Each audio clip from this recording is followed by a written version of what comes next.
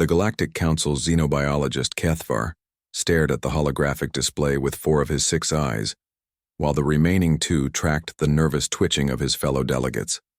The planet designation was Terra 7739, but the humans had given it a simpler name, New Adelaide. The atmospheric readings alone should have been enough to classify it as uninhabitable. 95% humidity, temperatures ranging from -40 to 60 degrees Celsius, and gravity 1.8 times standard. But it wasn't the environmental data that had earned it. The designation Monster World in the Council's databases. Councillor Kethvar, the human ambassador Elena Vasquez said with that peculiar upward curve of her lips that her species called a smile, "I understand you have concerns about our latest colonial expansion." Kethvar's mandibles clicked nervously.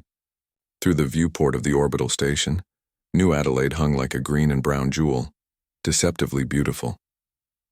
"Ambassador, with all due respect to your species' remarkable adaptability, this world harbors creatures that would give a Thrakari nightmare beast pause." The hologram shifted to display a creature that looked like a cross between a serpent and a land cruiser, its scales gleaming with bioluminescent patterns. "The thornback leviathan," Kethvar continued, "measures up to 40 meters in length and can crush a standard prefab habitat with its constricting coils. Its venom is corrosive enough to eat through starship hull plating." Elena nodded thoughtfully. "Oh, you mean the big snakes? Yeah, the colonists have been having some trouble with those." "Having trouble?" Kethvar's vocal sacs inflated with disbelief. "Ambassador, 3 separate colonization attempts by other species have ended in complete evacuation or," he paused delicately, "total loss of contact." "Well," Elena said, pulling up her own holographic display, "let me show you how we've been handling things." The image showed a human settlement nestled in a valley between towering fungal forests. But instead of the fortified bunkers and energy shields that characterized most frontier colonies, the human structures looked almost rustic. Wooden buildings, with solar collectors, gardens overflowing with both earth and native plants, and children playing in cleared areas while adults worked nearby. "The thornback leviathans turned out to be pretty manageable once we figured out their behavior patterns," Elena explained.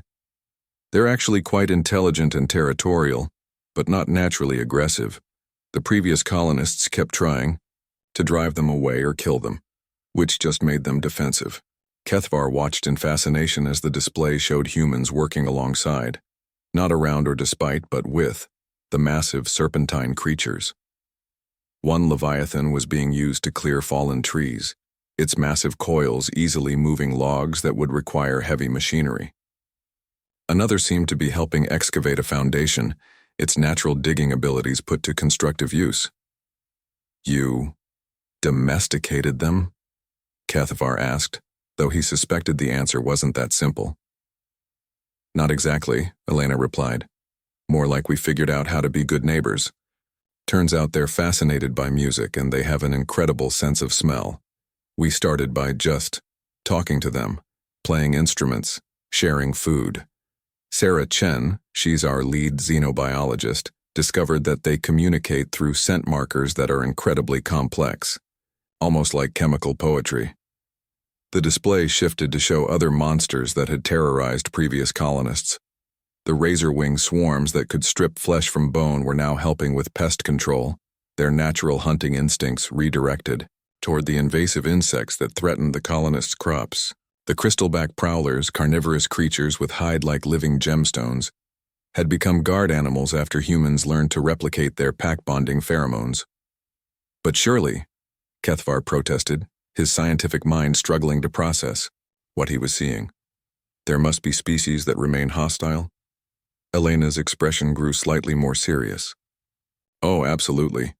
The deep lurkers are still a problem. They're too alien, too predatory to coexist with. But that's what the thornbacks are for now. Turns out they're natural enemies. And the void wasps, well, we're still working on those. But Marcus, he's our engineer, thinks he's figured out a way to use their nest-building behavior to help with construction projects." Kethvar felt all 6 of his eyes focusing on the human ambassador. "I don't understand. Every other species, that has attempted to colonize high-threat worlds has relied on technology, weapons, barriers.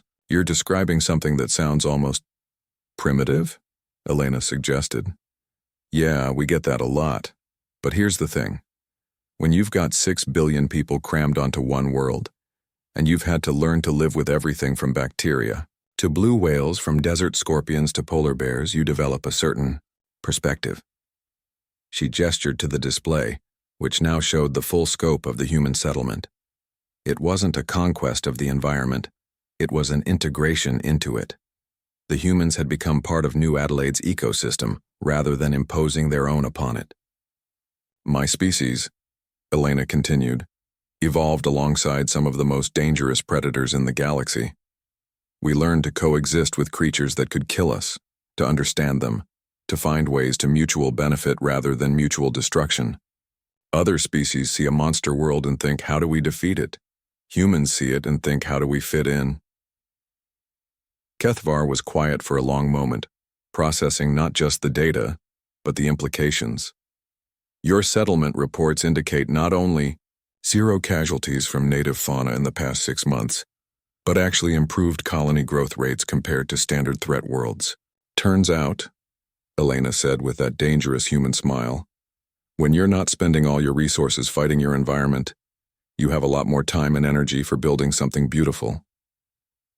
As Kethvar prepared his report for the Galactic Council, he found himself reconsidering many assumptions about human expansion. Where other species saw obstacles to overcome, humans saw partners to understand.